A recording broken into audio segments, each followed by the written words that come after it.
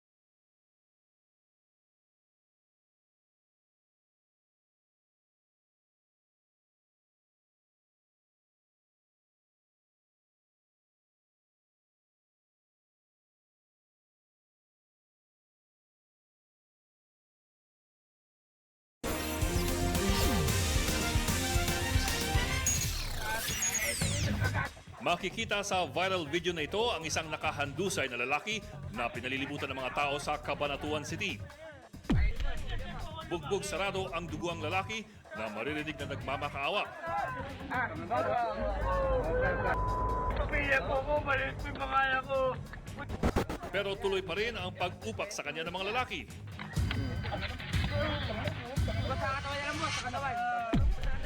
Bakit kaya? Ang Aksyon Balita, umpisa na! Joint oil exploration sa West Philippine Sea at iba pang kasunduan, pinirmahan ni na Pangulong Duterte at Chinese President Xi Jinping. Ilang mambabatas, hinimok ang Pangulo na isa publiko ang laman ng mga kasunduan. Unang missile system ng Philippine Navy, dinespire na.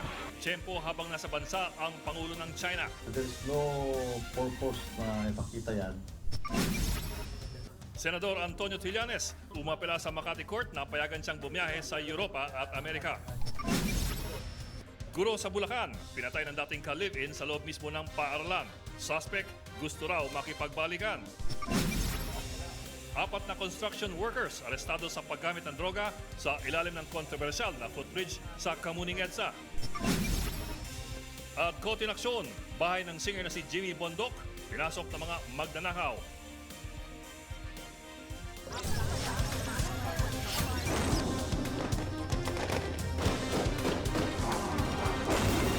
When we know that it's not getting out of hand. You elect with me as president, you must have trusted me. Isa pang dalawang sospek. Walang habas na umatras. Ito ang iniwan niyang pinsala. Live mula sa himpilan ng News 5, magbabalita ang hepe, Lucy Cruz Valdez. Simula na ang aksyon. Magandang gabi. Binaril ang isang guro sa harap ng kanyang mga estudyante sa isang paaralan sa Bocaue, Bulacan. Ang may gawa nito ang dating ka-live-in ng biktima na gusto raw makipagbalikan. Umaksyon si Jenny Dongon. Sa loob mismo ng silid-aralan sa isang paaralan sa Bocaue, Bulacan, bumulagta ang grade 4 teacher na si Melody Esber at nakarelasyong sundalo. Nagkaklase ang guro nang biglang pumasok ang sundalong si Roberto Datuin. Nagkaroon daw ng konting pagtatalo ang dalawa hanggang sa barilin ni Datuin ang guro sa harap ng mga estudyante. Sunod na nagbaril sa sarili ang sundalo. Isang estudyante ang natamaan ng bala sa kaliwang balikat. Sa ngayon, maayos na ang kanyang lagay. Ayon sa otoridad, 1 buwan nang magkahiwalay ang guro at ang sundalo, pero nakikipagbalikan ng suspek. Dito sa pinakahuling sulat ng lalaki, nakikita rito kung gaano kasama yung loob niya nung itinapon daw siya ng biktima. So, ina-assume namin yung hiniwalayan. Nakita rin sa crime scene ang isang folder. Nakasulat dito kung paano nagsimula ang relasyon ng dalawa at ang mga problema nila. Nakalagay yung testimony, written testimony nilang dalawa. Kung paano sila nagkakilala, maging yung mga problema nila sa relationship nila. Nakikita namin dito kung gaano kamahal ng lalaki yung babae. Sa pagkamatay ng sospek, itinuturing ng sarado ang kaso. Pero na-trauma sa pangyayari ang mga estudyante nakita ng pamamaril. Suka ng suka sa tako. Ay, ko pang sana papasok. Nervous ako. Isa sa ilalim daw sa stress debriefing ang mga bata. Dadagdagan na rin ang seguridad sa paaralan para hindi na maulit ang insidente. Umaaksyon, Jenny Dongo, News 5. 3 arestado sa operasyon kontra droga sa Caloocan City. Pero git ng mga suspect, hindi naman sa kanila ang na-recover ng mga droga. Umaaksyon si Carlo Castillo. Target ng operasyong ito ng Provincial Drug Enforcement Unit ng Bulacan PNP. Ang umano'y tulak ng droga sa Barangay 188 sa Tala, North Caloocan. Pagdating sa Phase 12 o mas kilala sa tawag na 12, agad pinaligiran ng mga pulis ang bahay ng target. Doon na aresto ang isa raw imam o Muslim leader na si Jamal Magulayan Sharif, kanyang misis at isa nilang pamangkin. Karoon po tayo ng sunod-sunod na bypass operation sa parte po ng Bulacan. At yun po, tinuturo ang mga source nila ay dito po nanggaling. Nakuha sa bahay ang iniinalang shabu na tinatayang 300,000 pesos ang street value. Pero itinanggi ng mga sospek na sa kanilang droga. Itong sa kapitbahay ko, yan yung mayari. Itong sa amin, malinis itong sa amin.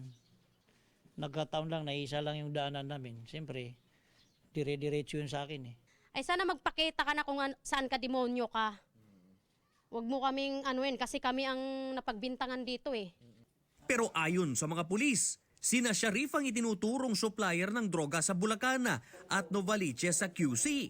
Aminado rin ang kapitana ng barangay na muli na namang bumabalik at lumalakas ang kalakalan ng iligal na droga sa kanilang lugar. Ang titigas ng ulo po niyan dapat talaga linisin po.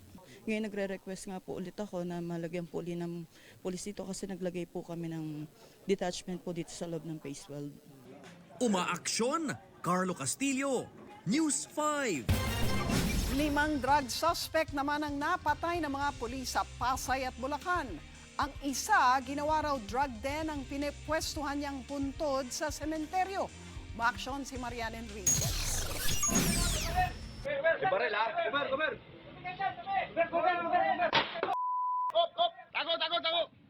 Kasunod ng mga putok ng baril, naiwang nakabulagta ang 2 drug suspect sa loob ng Pasay Public Cemetery pasado alas 9 kagabi. Kabilang sa napatay ang barangay tanod na si Feliciano Milios na gumawa ng bahay sa mismong mga nicho. May nagsumbong daw sa mga pulis tungkol sa paggamit ng droga nila Milios. Pagresponde nila, agad daw namaril ang dalawa. Papapasok pa lang kami dito, bigla na lang may narinig kami putok. Parang natumba nga ako eh. Tapos agad naman naka-retaliate yung mga kasama ko, sir. Nakuha sa mga sospek ang ilang sachet ng hinihinalang shabu at 2 baril. Sa gilid ng tirahan ni Milios, nadiskubre ang butas sa pader ng sementeryo. Dito raw nakakatransaksyon ni Milios ang mga parokyanong taxi driver. Yung bahay niya dito is ginagawan talagang tarimahan ba. Dito sila gumagamit, dito rin nagbebenta. Pero ayon sa opisyal ng barangay, wala sa drugs watch list ang napatay na tanod. Ang pagkakalam ko lang po dyan, ano lang yan, gumagamit lang yan eh. Yun lang ang ano ko, nasasabi sa inyo. Malalaman mo yan pag dito sa loob ng sementeryo. Nanlaban daw sa mga pulis kaya napatay ang drug suspect na si Jason Samonte sa May Kawayan, Bulacan. Ginagamit daw niyang front sa pagbebenta ng shabu ang tindahang ito na pag-aari ni Zenaida Enemido. Arestado ang ginang at ang isa niyang kaibigan na aminadong gumagamit ng droga at tauhan din daw ng napatay na suspect. Napatay rin sa magkahiwalay na buy-bust operation sa San Jose del Monte ang number 4 at number 6 most wanted persons sa lungsod. Bukod sa pagbebenta ng droga, sangkot din daw si Jovan Magtanong sa pang-hold up at carnapping. Ang isa pang napatay na si Alvin Sape, supplier daw ng shabu sa barangay San Rafael 1. Nakuha sa mga suspect ang mga droga at baril. Umaaksyon, Marian Enriquez, News 5. Nagbabala ang Department of Transportation na kakasuhan ng economic sabotage ang truckers na sasama sa tigil biyahe. Ayon sa ahensya, nagtangkang ilang truck at pribadong sasakyan na harangan ang pasukan ng Manila Port. Hindi raw mag-aatubili ang DOTR na kasuhan ng mga truckers na magdudulot o nagdudulot ng perwisyo sa mga hindi sumali sa truck holiday. Ipinoprotesta ng ilang operator at drivers ang nakatakdang pag-phase out ng mga truck na 15 taon pataas simula sa 2020. Nabisto naman ang pandaraya ng isang rice trader sa Hermosa, Bataan. Ang ibinebenta niyang commercial rice, NFA rice pala. Ni-raid ng mga pulis ang bodega ng trader matapos may magreklamo. Doon naaktuhan ng mga tauhan na isinasalin sa sako ng commercial rice ang bigas ng NFA. Umaabot daw sa 1,400 pesos ang ipinapatong ng suspect sa kada sako ng nirepack na bigas. Kinasuhan ng trader ng paglabag sa Rice Act. Susunod, 4 na trabahador sa kontrobersyal na footbridge sa EDSA na aktuhang gumagamit ng iligal na droga. Joint exploration ng Pilipinas at China sa West Philippine Sea. 60-40 raw ang hatian pabor sa Pilipinas. Bagong missile system ng Philippine Navy tinesting habang nasa bansa si Chinese President Xi Jinping. At bagyong Samuel, bahagyang bumagal matapos mag-landfall ng 5 beses. Ang detalye abangan sa pagbabalik na aksyon.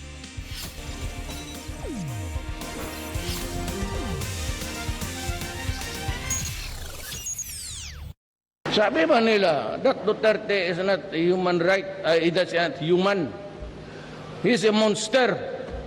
O, hindi ako kasali sa human rights. Maghanap kayo ng korte para sa mga monster.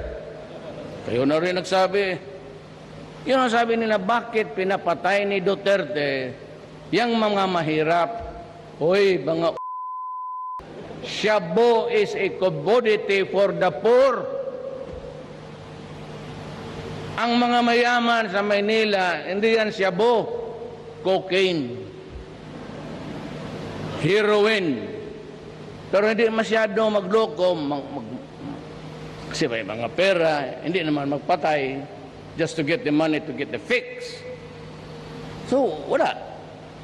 At saka, organic marijuana, pati cocaine, galing sa plants, galing ng tanim. Organic eh.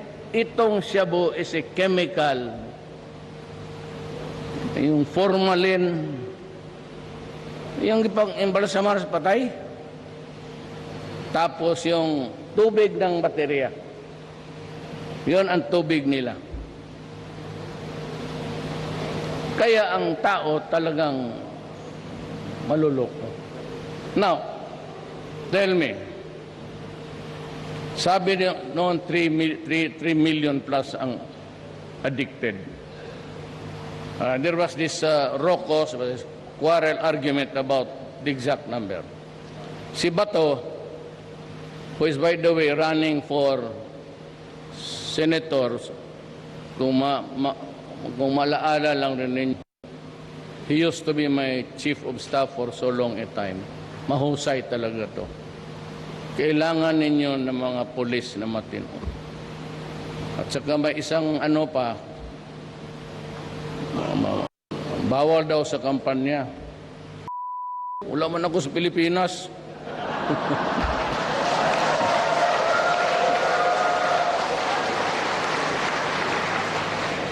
Criminal laws are jurisdictional. Can only be prosecuted in the country where you committed the crime. Okay, magkampanya ako dito, pakinin nyo. Ang kausap ko ang mga gwapo at gwapa doon sa New Papua New Guinea. Totoo man. Duda ko lang, papunta lang kayo dito magpa-beauty. It's a commodity for the poor. It's 200 times 7 times 30 days times 12 and times it with 1,000,006. You'd come up with a figure something like 2 billion 30, 40. That's a 2 billion industry. Ang ayaw ko niyan is you reduce 1.6 of my countrymen to slavery, slave to a drugs called shabu, and they are already in hotel. Anong gagawain ko dyan sa 1.6? Sira ang ulo. And practically, kung walang makuha, yan, magpatay. They kill to get the fix. So, kita mo yung problema ko, tapos sabihin mo lang kay human right, you go to hell.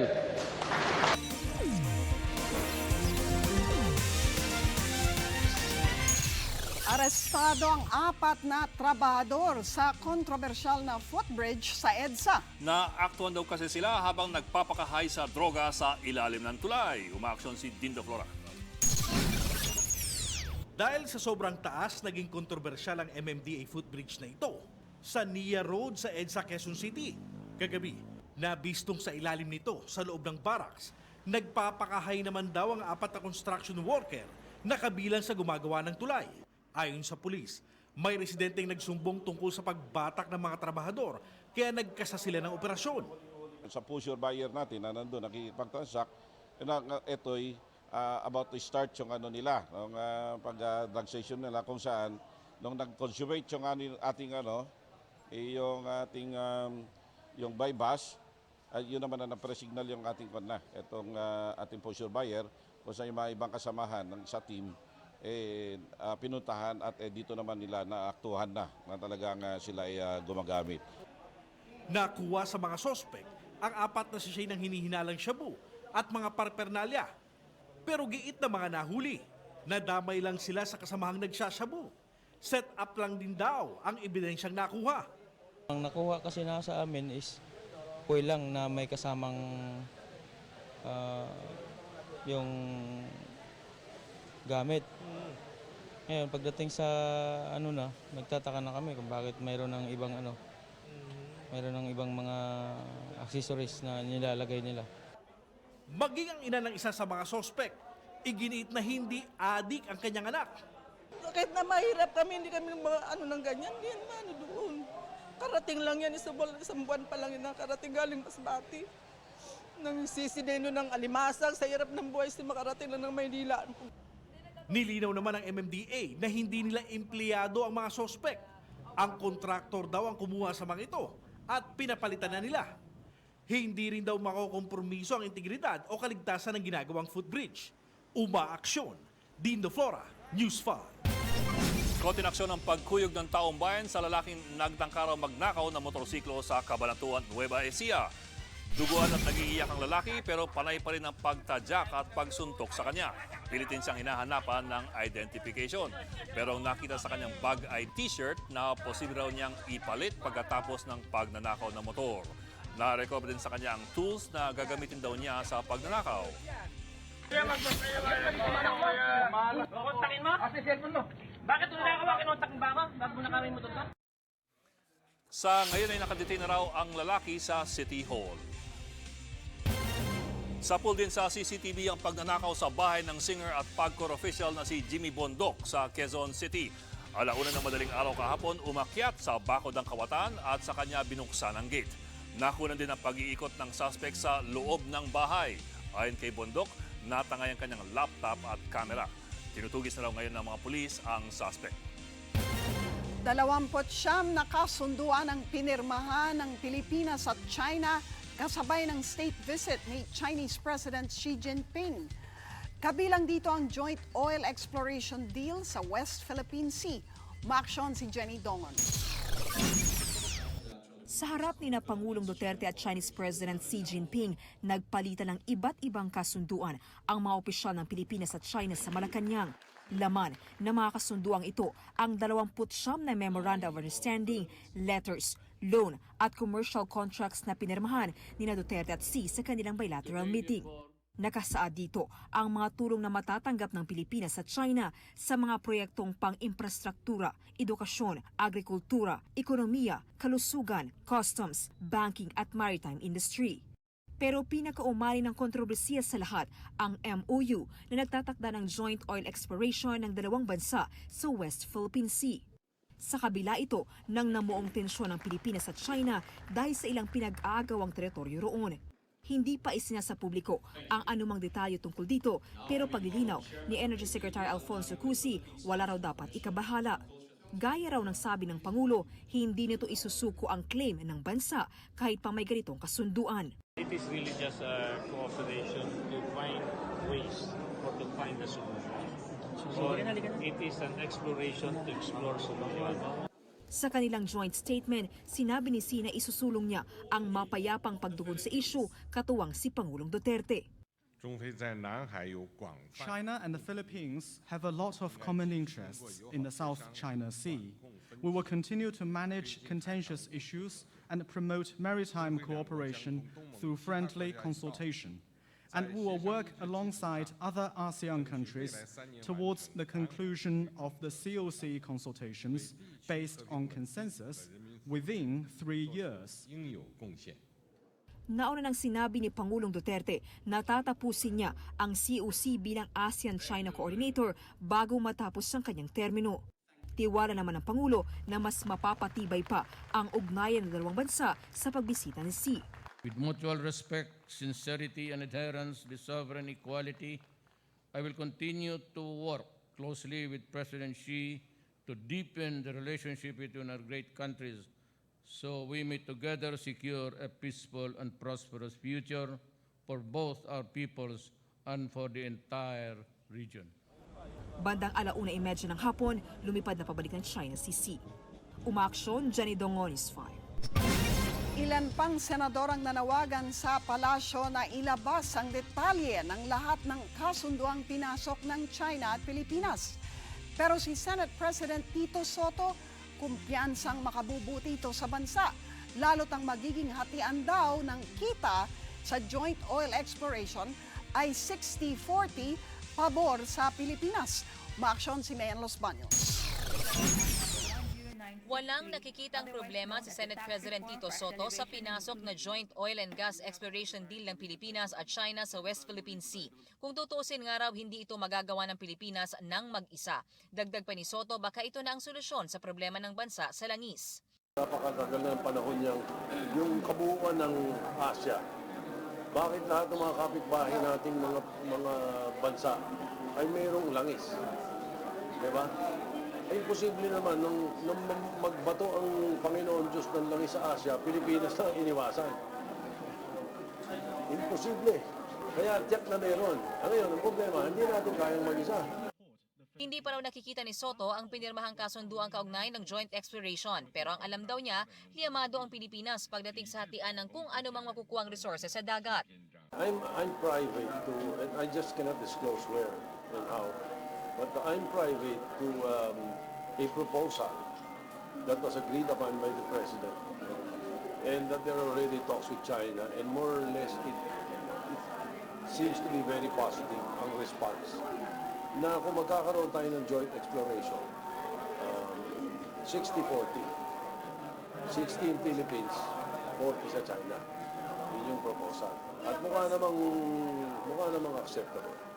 Pero para kay Senador Risa Ontiveros, dehadong-dehado ang Pilipinas sa pinasok na kasunduan dahil hindi raw iginiit ng Pangulo ang konstitusyon at soberanya ng bansa. Hindi rin daw nakasaad sa nag-leak na draft agreement na ang magiging hatian ay 60-40 pabor sa Pilipinas. Sabi naman ni Senador Jesus Codero, pwedeng magpatawag ng Senate inquiry para mabusisi ang mga kasunduan ng dalawang bansa. Pero oras na may makitang mali sa mga ito, wala raw kapangyarihan ng Senado na ipatigil ito kung di korte lamang. Humihingi naman ng pangunawa ang palasyo kung hindi pa agad na ilalabas ng gobyerno, partikular ang Department of Foreign Affairs, ang detalye ng mga kasunduang pinirmahan. Lalo't abala raw ang DFA sa state visit ni Chinese President Xi Jinping. Pero tiniyak ni Presidential Spokesperson Salvador Panelo na ilalabas ang mga ito. Si Foreign Affairs Secretary Teddy Locsin Jr. naman pumalag sa pahayag ni Panelo na hindi naman mahalaga kung sino ang nag-draft ng agreement sa joint exploration. Sabi ni Locsin, kung ang Palace Communications daw ay walang pakialam, siya raw may pakialam. pakialam. Dapat daw galing sa Pilipinas ang framework para sa exploration ng langis sa bahagi ng ating teritoryo. Matatanda ang naglabas si Senador Antonio Trillanes kahapon ng kopya ng draft agreement na di umano China ang bumuo. Wala pang sagot dito si Panelo. Umaaksyon Mean Los Baños, News 5. Nilabag daw ng Malacanang ang protocol sa pagdidisplay ng watawat ng Pilipinas sa state visit ni Chinese President Xi Jinping. Ayon po yan sa isang historical researcher. Paliwanag ni Eufemio Agbayani III, mali ang paghahanay ng watawat ng Pilipinas. Base po kasi sa Section 18 ng Implementing Rules and Regulations ng Flag and Heraldic Code, dapat nakapwesto sa kaliwa ng tumitingin ang Philippine flag kapag kahanay nito ang watawat ng ibang bansa. Ito raw ay bilang pagbibigay ng importansya sa ating national flag. Maging sa inspection of troops, ang watawat ng China ang dinala ng honor guard imbes na ang sa Pilipinas. Ayon kay Agbayani, nangyari na rin ito ang ganitong pagkakamali sa iba pang state visits noon. Wala pang tugon ng palasyo sa issue.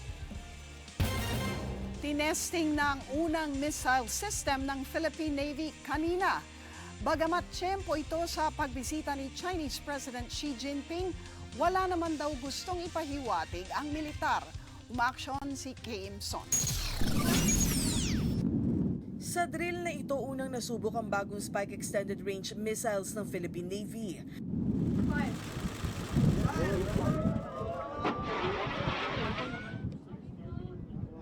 Dalawang bangka ang nasapul ng missile mula sa distansyang 4 na kilometro. Ito ang kauna-unahang missile system ng Philippine Navy. We can use this to engage kung meron mang pumasok na mga, halimbawa, barko ng ibang bansa na gustong mag-undermine ng well-being natin. Sakto ang test fire na ito sa state visit ni Chinese President Xi Jinping sa bansa. Pero nilinaw ni Defense Secretary Delfin Lorenzana na nagkataon lang ito at wala silang mensahe na gustong iparating sa China. It coincides with the time that meron tayong tiyempo, magandang panahon. So coincidence lang yan. There is no purpose na ipakita yan. Ni hindi nga raw pwedeng gamitin ang bagong missile system sa high seas gaya ng West Philippine Sea. Nasa 8 kilometro lang kasi ang effective range ng surface-to-surface missile gaya ng Spike ER na nagkakahalaga ng 10 hanggang 11 milyong piso kada piraso. Deterrence yan. Para bang kung meron kang sa bahay mo, to deter yung mga magnanakaw, kailangan armahan mo ang sarili mo kahit na handgun lang. That is deterrence. Pag alam nila na meron kang panglaban, they might think twice. They will think twice before getting inside yung to do something in your home. Umaaksyon, K. Imson, News 5. Susunod, Senator Trillanes naghain ng motion sa Makati RTC para payagan siyang bumiyahe sa Amerika at Europa.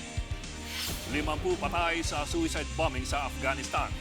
At Coco Martin nakipagpulong na sa PNP kaugnay ng puna sa kanyang teleserye. Ang detalye abangan sa pagbabalik na aksyon.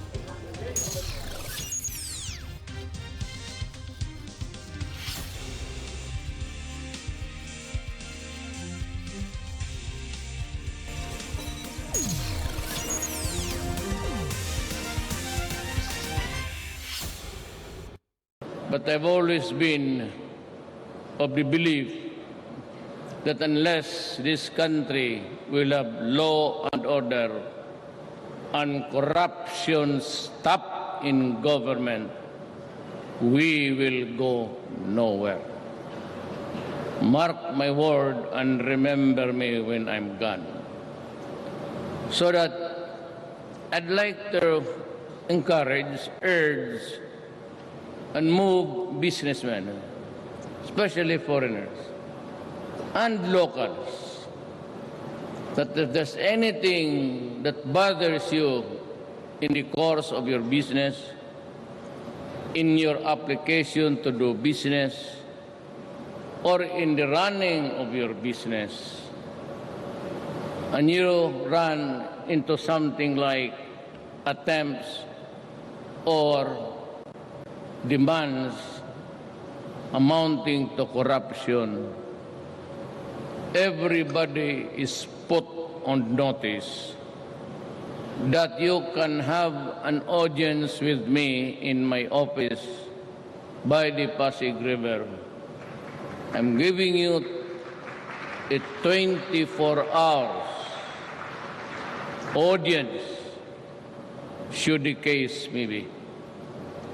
Sabihin lang ninyo na may kung kayo, you can approach any senator, congressman, any public official or your friend, and all you have to do is to call somebody and it's available. I am sure the number is simply 8888 on TV. Give his name, the person trying to extort or ask money from you or even little favors.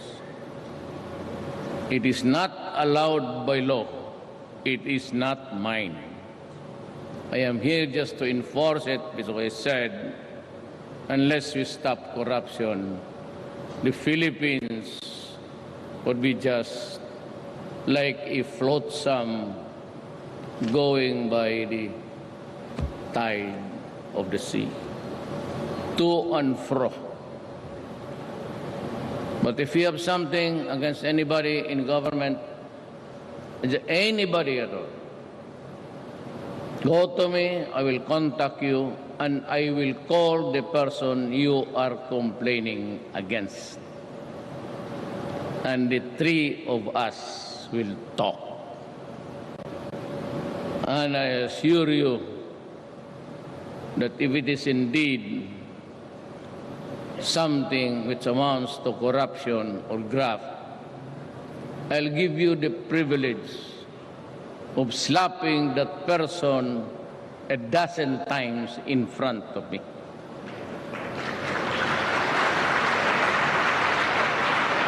That way, you place him in humiliation and you maybe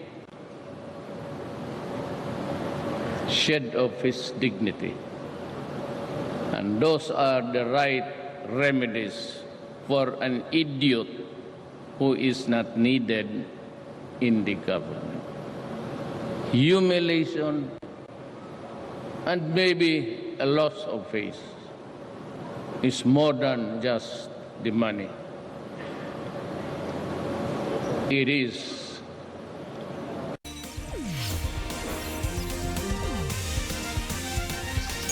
Nagsampa ng reklamo sa Quezon City Prosecutor's Office si Ombudsman Samuel Martires laban sa dating ombudsman aspirant na si Attorney Edna Batacan. Ayon kay Martires, nilabag ni Batacan ng Revised Penal Code at ang Ombudsman Act. Kaugnay ito ng kanyang pahayag na ilang beses siyang nabigay ng 50,000 pesos sa isang opisyal ng ombudsman para malaman ang status ng hawak niyang kaso. Sinabi ito ni Batacan sa kanyang interview sa Judicial and Bar Council or JBC bilang aplikante sa pagka-ombudsman noong Hunyo. Noong Hulyo ay ipinasapina ng ombudsman si Batacan para linawin ang kanyang mga isinawala.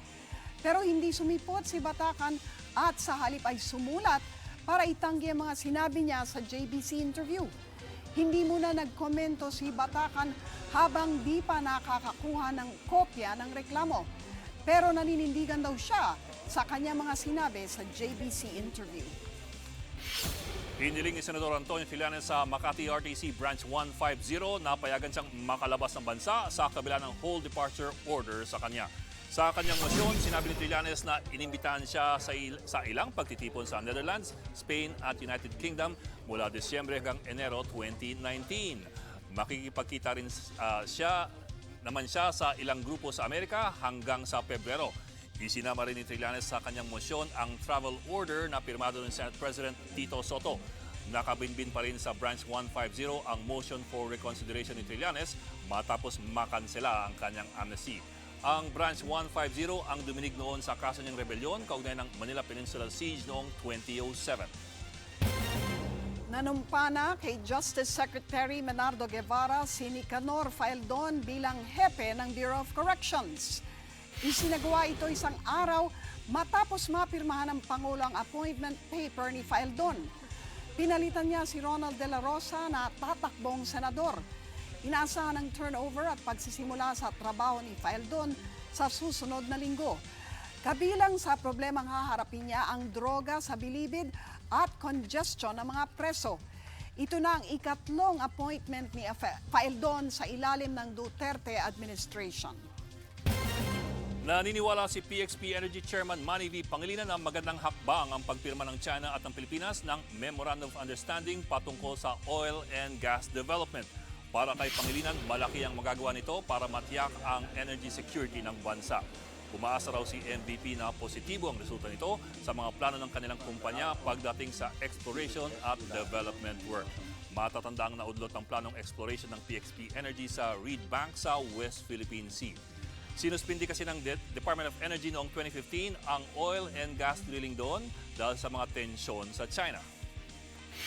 I think this is a small but significant step for both China and the Philippines, particularly us, because the impact it could have on the energy sector and our goal, I think, of achieving energy security from domestic fuel sources in our country.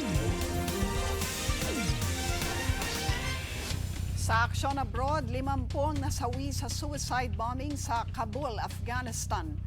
Nangyari ang pagsabog sa isang bulwagang puno ng Islamic scholars. Ginugunita raw nila noon ang kaarawan ng propetang si Muhammad nang pumasok ang suicide bomber. 80 iba pang sugatan na karamihan ay kritikal ang lagay. Ang grupong Taliban ang hinihinalang nasa likod ng pag-atake pero itinanggi nila ito. Isang sperm whale ang natagpuang patay sa Indonesia. Ang sinasabing ikinamatay nito, mga basura. Napadpad ang halos 10 metrong patay na balyena sa Wakatobi National Park sa Sulawesi. Nakita sa tiyan nito ang tinatayang 6 na kilong basura gaya ng mga plastik na baso, mga bag, sako, sandals at higit 1,000 piraso ng tali. Sikat daw ang Wakatobi National Park dahil sa iba't ibang klase ng marine life tulad ng mga rays at mga balyena. Ay mga kapatid, bahagyang bumagal po ang bagyong Samuel matapos ang 5 landfall kanina. Una ito tumama sa Borangan City, Eastern Samar kanina alas 2 ng madaling araw po. Sumunod sa Daram Samar, Kaibiran, Biliran, Kalubian, Leyte at pinakahuli po ay sa Barotac Nuevo sa Iloilo kaninang alas 9. Sa ngayon, mga kapatid, ay nasa sulusin na po ang bagyo, papalapit po sa Cuyo Archipelago at posible bukas ang gabi o sa Biyernes sa umaga ay makalabas ito ng Philippine Area of Responsibility. Pero pinaghahanda pa rin po sa ulang dala nito ang mga madaraan ng panglugar gaya po ng Palawan kasamang Calamian at Cuyo Group of Islands, pati na po sa Aurora, Quezon, Mindoro Provinces, Panay Island at Guimaras. Habang palayo pong bagyo ay bumaba na lang po sa Siam ang mga lugar na sinilalim sa Tropical Cyclone Warning Signal number 1. Pero maiba tayo mga kapatid. Bobo Cup at Pulis Patola, dalawa lang yan sa mga comedy films na sumikat dahil sa mga iingot-ingot na bidang pulis. Pero wala namang umangal noon. Di gaya ngayon kung kailan ang PNP gustong ipatigil ang isang teleserye dahil raw sa masamang paglalarawan sa mga pulis. Mamaya na kumasa, nood muna ng Word of the Lord.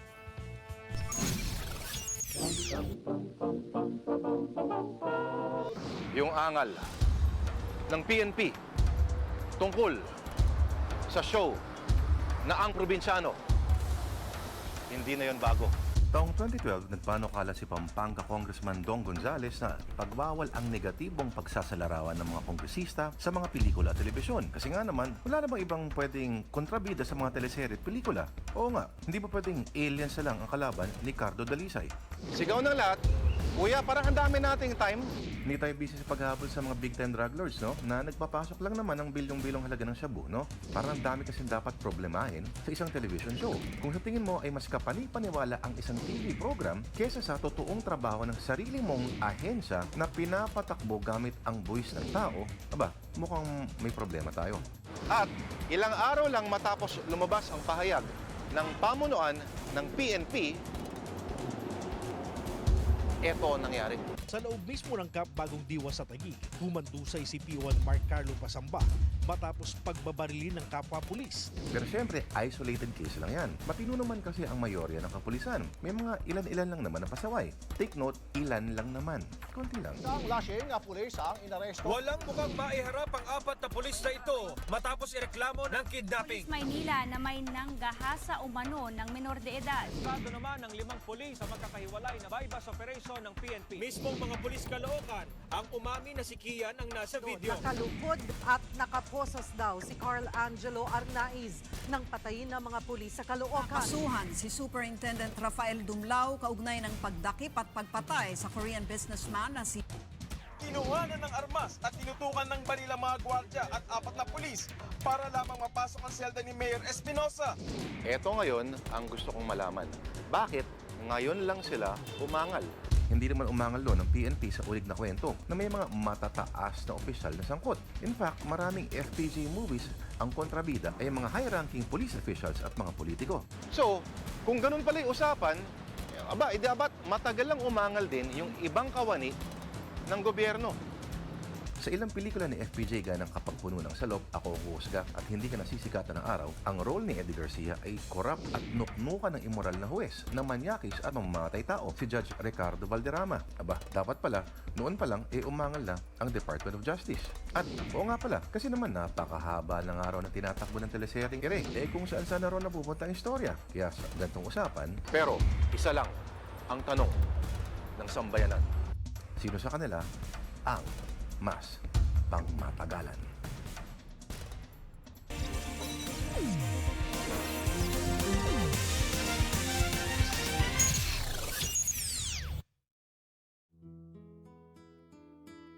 I'm putting on notice everybody, the United States, China, Australia, yung interesado, that the Philippines is not ready for a war. We cannot afford it and we cannot manage it. Magpalayo tayo dyan sa gulo na yan, wala man tayong kasalin. We have the arbitration. Whether you like to believe it or not, but some of the cabinet members, I think Tony Tolentino is also there, na sinabi ko talaga kay President Xi Jinping who's scheduled to visit in the country. Sabi nila wala akong ginawa. In the first bilateral meeting, in front of the military guys that I brought along, Esperon, si Lorenzana, at si Chief of Staff. Ngayon, naging DILG, si Anyo. I really bluntly said a statement to the President. You know, I have also plans, among others, that I will try to dig oil in our territory.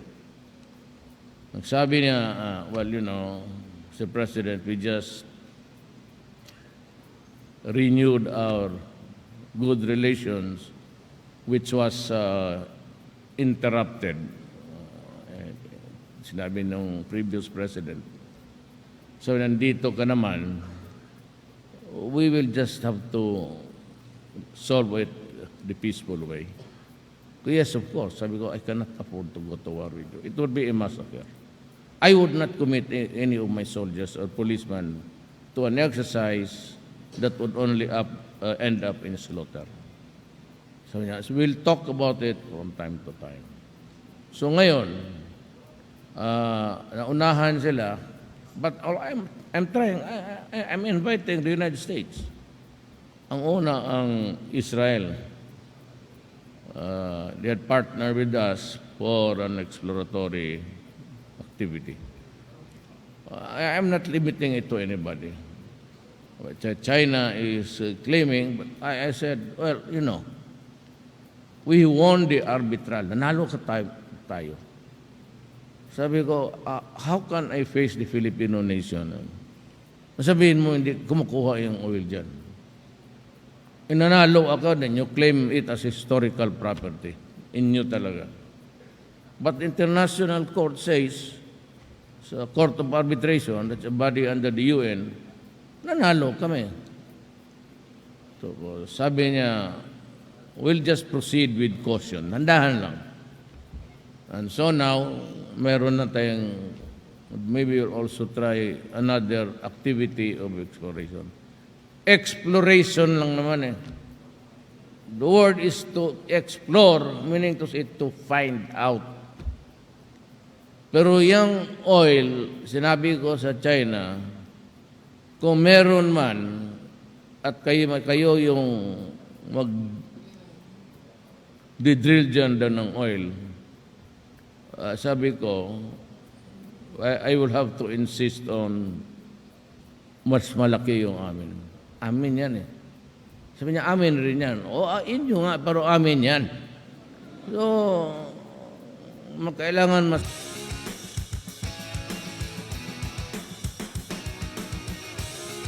Sa Sports Center sa Aksyon, handa na ang Magnolia at Alaska na simulan ang kanilang Best of 7 Final Series sa PBA Governors Cup. Sa press con kahapon, parehong inamin ang dalawang koponan na gutom na sila sa corona lalo't matagal-tagal na rin nang huli silang magkampiyon. Nakuha ng Magnolia ang huling championship nito noong 2014 Governors Cup kung saan sila nag-Grand Slam. Habang ang Aces 2013 pa nang maipanalo ang Commissioner's Cup. Wala naman daw sa isip ni Romeo Travis ng Magnolia at Mike Harris ng Aces ang Best Import Award na paglalabanan din nila. Para sa dalawa, mas importante raw ang championship. I really honestly don't care about that award. I just want to win the championship, and without my teammates, I wouldn't even be considered for that award. I say it all the time when they ask me, like, I could care less about that award. As you get older and you're playing, championships are way more important. It's a lot better to come and win a championship than to get a Best Import Award and lose a championship. So for me, I don't think about that at all. Susubukang makabalik ulit ng Philippine Azkals sa semi-finals ng AFF Suzuki Cup sa pagkikipagtuos nila sa isa pang bigating koponan sa torneo ngayong gabi. Haharapin ng Azkals ang two-time defending champion na Thailand mamaya sa Panaad Park and Sports Complex sa Bacolod. Parehong may 2-0 record ang Azkals at War Elephants. Kapag nanalo ang Azkals, automatic na makukuha nilang isa sa dalawang semi-slot sa Group B. Aminado si Azkals coach Sven Goran Eriksson na mabigat ang sunod nilang laban kahit nasa home court sila maglalaro. Para naman kay team captain Phil Younghusband, dagdag confidence daw sa kanila sakaling malusutan ng Thailand. Hindi pa kasi natatalo ng Pilipinas ang Thailand sa kasaysayan ng tournament. 2 beses nang nakapasok ang Azkals sa semi-finals noong 2010 at 2014.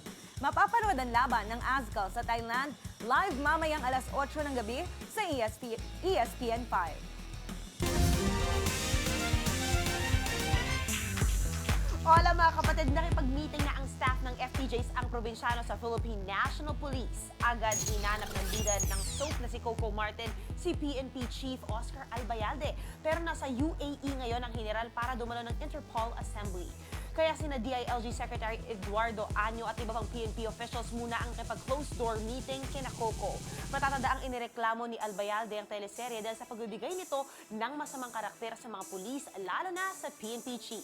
Pero nanindigan ng ABS-CBN na fiction lang ito at hindi totoo. Napaliwanag namin yung side namin na itong mga ginagawa namin sa teleserye ay kumbaga inspirasyon para sa ating mga manonood. And then napaliwanag din nila yung side nila. By Monday mag-uusap pa kami ni PNP Chief Albayalde. Magkaiba kasi kami ng trabaho, magkaiba ng mga opinion. Maraming mga bagay na siguro na kailangan talaga pag-usapan para magkaintindihan. Mga kapatid, 34 days na lamang po at Pasko na. At yan ang mga maaksyong balita, mga balitang pundasyon ng matalinong opinyon at konkretong solusyon. Para sa patuloy na balitaan, tumutok lang sa news5.com.ph. Ako po si Edwin Gao. Ako naman si Lucy Cruz Valdez, saan man, kailanman, kapatid, higit sa balita, aksyon.